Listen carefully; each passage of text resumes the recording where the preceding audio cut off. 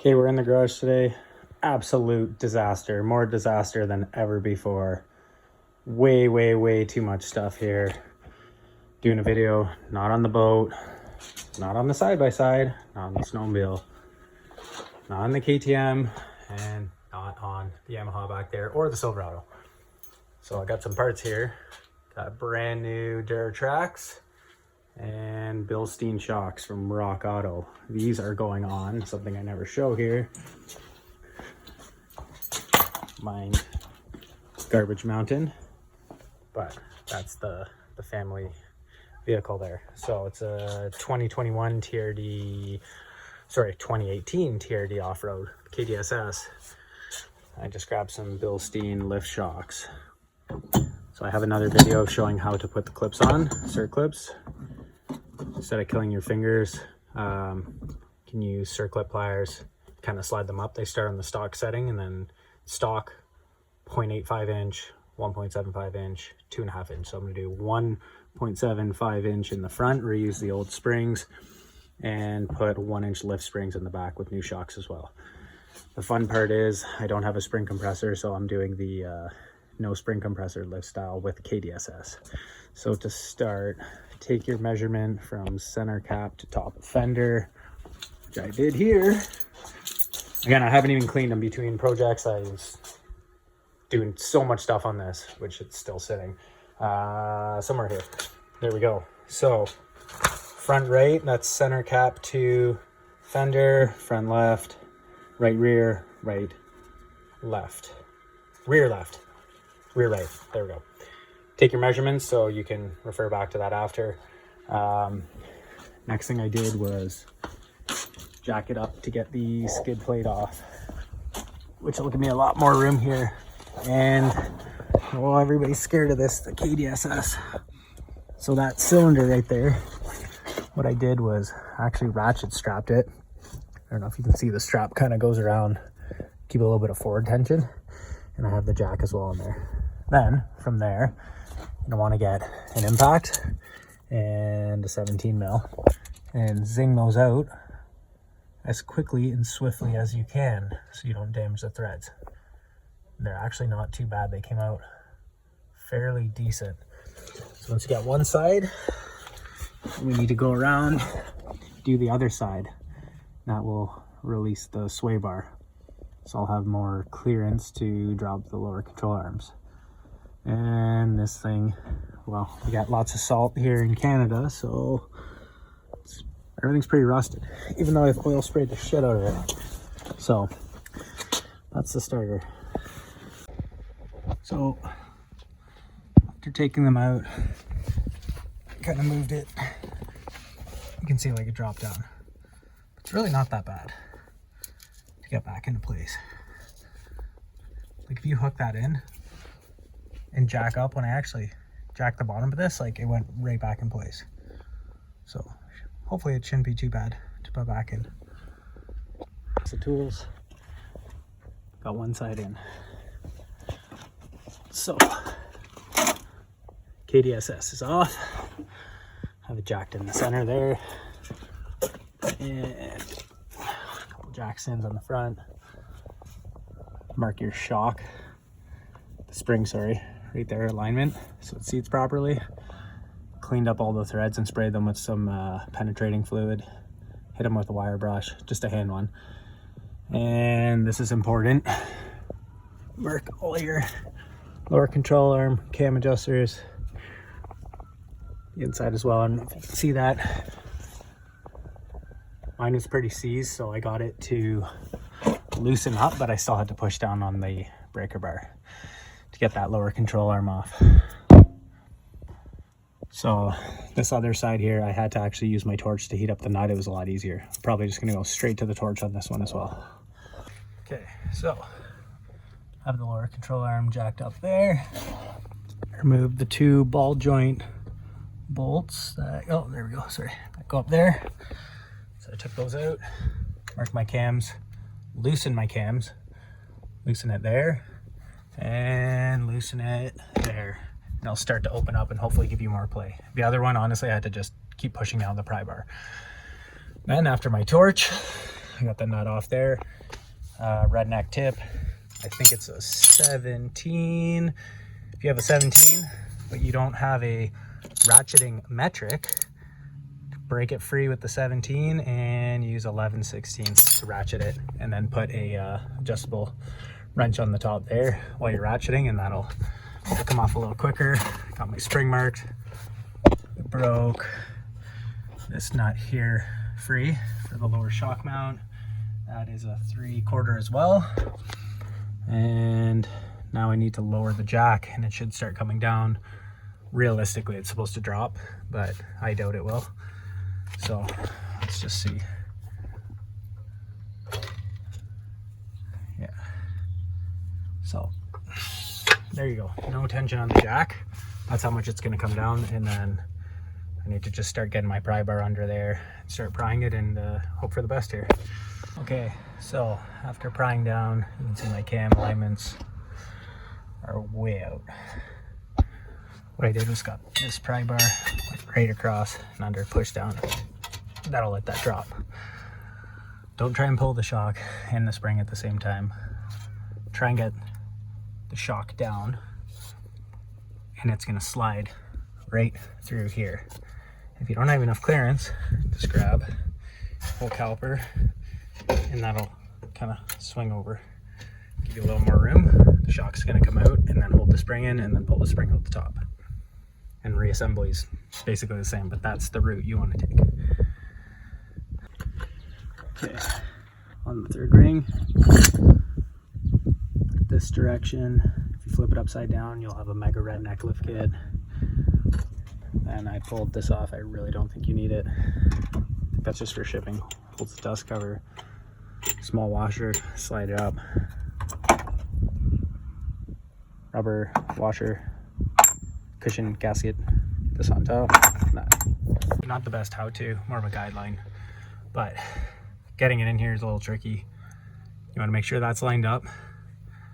Make sure it's still indexed in there. See? Jack under here.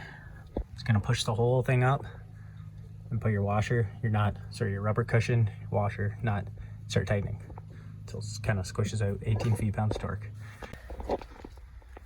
Got my ball joint bolts in there.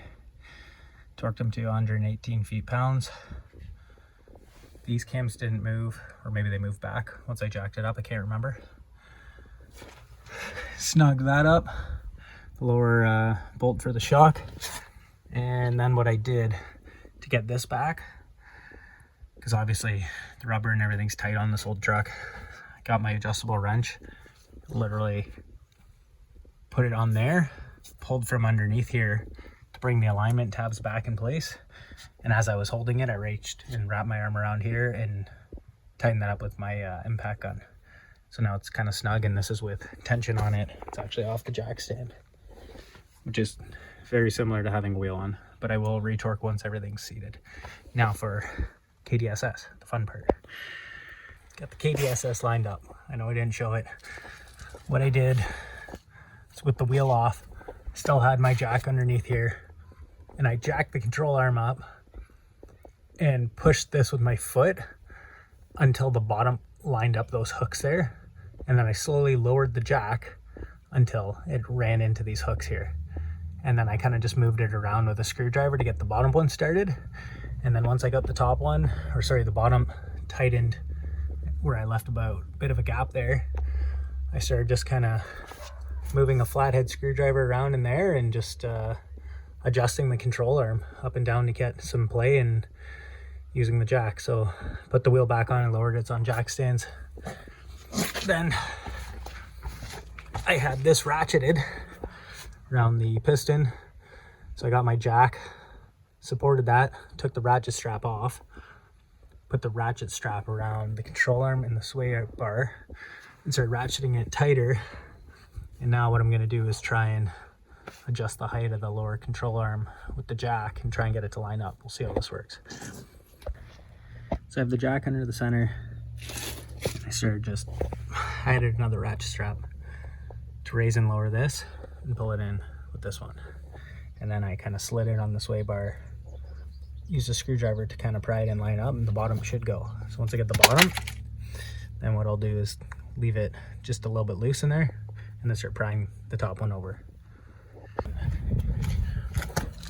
You're gonna have to just use a screwdriver, really work that around, torque it to, I think it's 55 feet-pounds, sway bar lengths, 118 for the lower ball joints, and I think it was like 128, I'll correct that if that's wrong, for the lower control arm inner bolts there, where the cams are. Then put your skid plate back on, have a beer, have some water.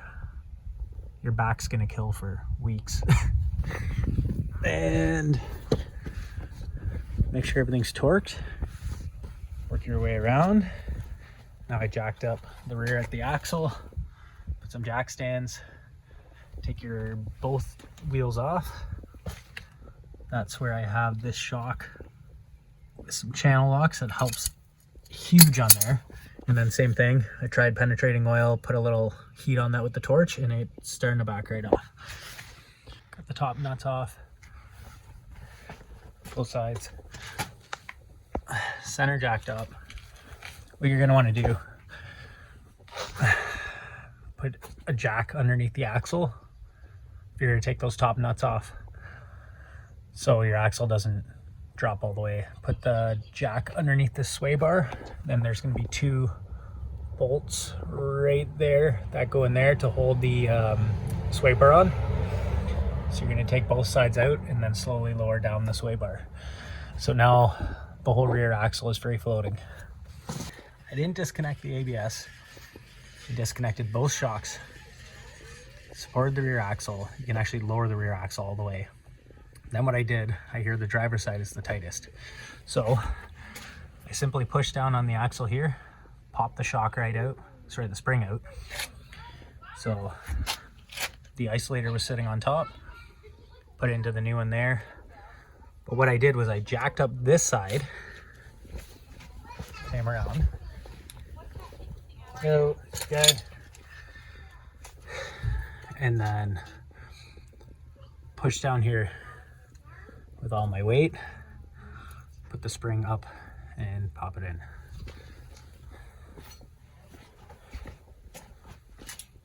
You just have to make sure the spring actually lines up with the groove in the bottom. So now for the other side. Yeah, I have everything finished. Get this rear shock in. Lower the axle with your jack right in the center. You're gonna slide it on here. You don't even have to tighten it. If you want, you can tighten the nut, sorry, the bolt. And then what you're gonna do is push down on the axle and kind of pry it up and over. What I did was actually move the jack over underneath this side of the axle and then start jacking it up and pulling it up and in. You kind of have to force it up. The alignment's all in the instructions for the bushings. And once you have that up, you can kind of just snug it and then go to the other side and then go around and torque it. I think it's supposed to be 20 feet-pounds, but I just went snug for now. Then the other one down here, that's 70 feet-pounds. And after that, you're gonna, as you can see, I jacked up the rear sway bar with the KDSS. You jack that up, make sure these are aligned at 180 degrees. Just flat across there, make sure the bushing's lined up, and tighten those and torque them to 35 feet-pounds torque. And make sure your springs are seated up there when you do all this, and watch your fingers, because I had my hand up there and I moved it and it wasn't seated. But don't right in there and just miss my fingers. So silly things where, you know, you can go from lifting your truck to losing a limb. And that's kind of it. Put the wheels back on, and I don't know, take some magnesium because you're gonna need it. Back's gonna be killing. Lifts in. Truck's been driving for about a week, seems all right. Time to change out the tires. I was looking around for a few shops, and this one's recommended, so we'll see if it's any good. Hopefully it is. Gonna get alignment done and put the dirt tracks on. And see what's up. We'll keep you posted if it's a good shop. Okay, these are the measurements after the lift. with the truck facing down the driveway, so the weight on the front, I was getting about 20.75. When I first put the shocks and springs in, I was getting about 23 and 23. That's now settled a bit in the rear. This is also now facing up the driveway, so the weight's on the back of the truck and the driveway's not quite level. So that's kind of just my measurements. It's a ballpark. Garage is now slightly cleaner, so that's pretty awesome. More stuff, Milwaukee stuff I just grabbed. This is how it sits. When you take your measurements, you're gonna want to go from the center there right to the top of the fender. And the reason being is you can get different variations of measurements due to tire size, tire flex, all kinds of stuff. So if you measure from the ground up, it's not going to be quite accurate. So you could use this as a really good base measurement, even compared to other people with different size tires. That's it there. One thing I messed up because it's a bad habit was I originally had these washers on the top facing down the other way, which is how like 99% of shocks actually are installed. Bilstein wants them inverted, which is really odd, but I looked into it and it's supposedly for more longevity in the shock, and that way it has, I guess, more articulation. It can move in there, and I don't know, that's what they're saying, it'll last longer. So I did it that way. I actually pulled both top nuts off on both sides and then retorqued it down.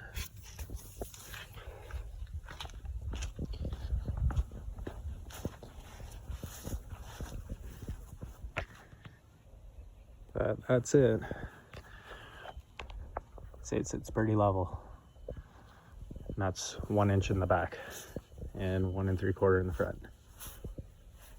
And then I just got to do transmission fluid on this thing and front diff. It's kind of a pain. I got the skid plate off.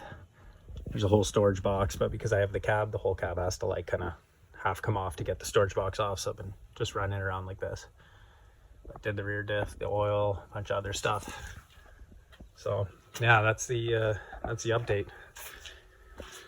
Also, the guys I used for doing my alignment worked out pretty good. They're really nice guys to deal with. Took their time, took a long time to do tires and alignment, but the one younger guy really took his time with the tires. Used a wire wheel on the inside of the wheels, the hubs, everything cleared out, and looks like they work on a lot of like performance cars there, so it's kind of nice. But yeah, that's it. Hopefully this helps. Not like the greatest how-to, but more of a general instruction, and just to tell you that you can do it without a spring compressor in your driveway with a KDSS.